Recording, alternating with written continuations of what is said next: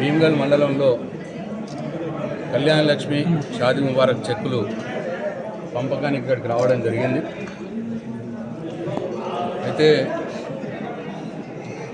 ఇక్కడికి రావడంతోనే మరి మా కాంగ్రెస్ పార్టీ మిత్రులు పెద్ద ఎత్తున ముఖ్యమంత్రి గారికి రేవంత్ రెడ్డి గారికి జేజేలు కొడతా ఉన్నారు. నాకు నిజంగా ఆశ్చర్యంగా ఉంది. కళ్యాణ లక్ష్మి చెక్తో పాటు కళ్యాణ లక్ష్మి షాదీ ముబారక్ ₹1,00,000 చెక్తో పాటు తులం బంగారం ఇవ్వాల్సిన బాధ్యత ఇవాళ ప్రభుత్వానికి ఉంది. ఎందుకంటే ఆ రోజు పీసీ ప్రెసిడెంట్గా ఉన్న రేవంత్ రెడ్డి గారు ఈ నెల తీసుకుంటే ₹1,00,000 చెక్కు కేసీఆర్, వచ్చే నెల తీసుకుంటారంటే అంటే ఈ నెల తీసుకునేటిది కూడా ఆపుకుంటే నేను రాగానే వచ్చే నెల తీసుకుంటే ₹1,00,000తో పాటు తులం బంగారం ఇస్తామని చెప్పి ఆ రోజు అన్నారు. మరి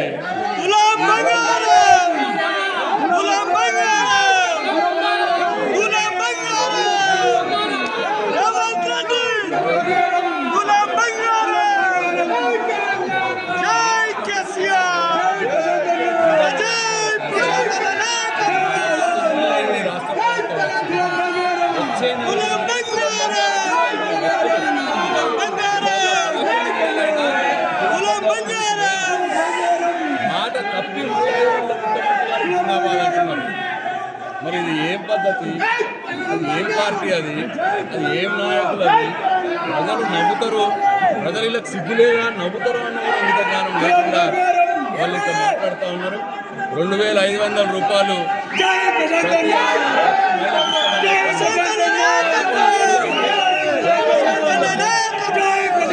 కార్మికులకు, వితంతువులకు ₹4,000 పెళ్లి చేస్తామన్నారు. ₹2,000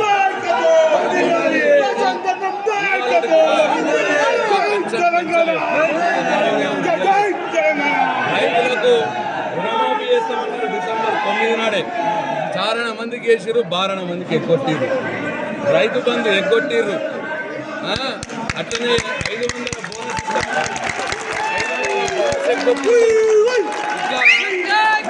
రైతులకు ఇవ్వాల్సిన ఎగ్గొట్టిర్రు, ఎగ్గొట్టిర్రు. మళ్ళా ఇవాళ రేవంత్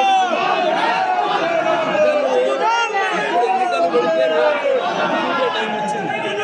మరి ఇంత ఉన్నప్పుడు కూడా అక్కడేమో ఆయన రేవంత్ రెడ్డి గారేమో ఇష్టం వచ్చినట్టు మాట్లాడతాడు. నోటికి అర్థం లేదు, ఏం మాట్లాడతారు. అప్పుడే అతనే హైదరాబాద్కు 3 సూట్ల సముద్రం ఉన్నది అంటాడు.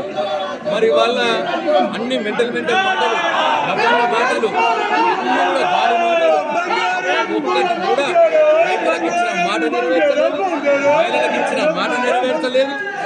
ఇట్లా దాదాపు చేయడానికి వచ్చినారు. ప్రజలు చూస్తున్నారు.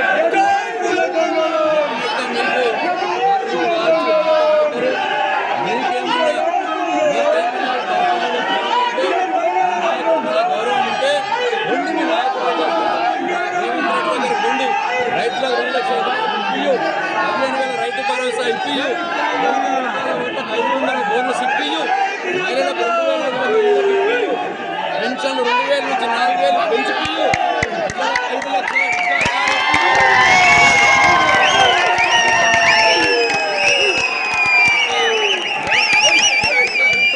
భయపడడం లేదు. మీ ముఖ్యమంత్రి రక్షణ ఎవరు భయపడు, మీరు ఇక్కడ మహిళల పక్షాన తప్పకుండా పోరాడతాం. మిమ్మల్ని వెంటాడతాం, ఉంటాం. జై తెలంగాణ. పేదలైతే ముఖ్యంగా బిడ్డ పెళ్లి కోసం బాధ్యత చేసి ఆ బాధ్యత తీర్చడానికి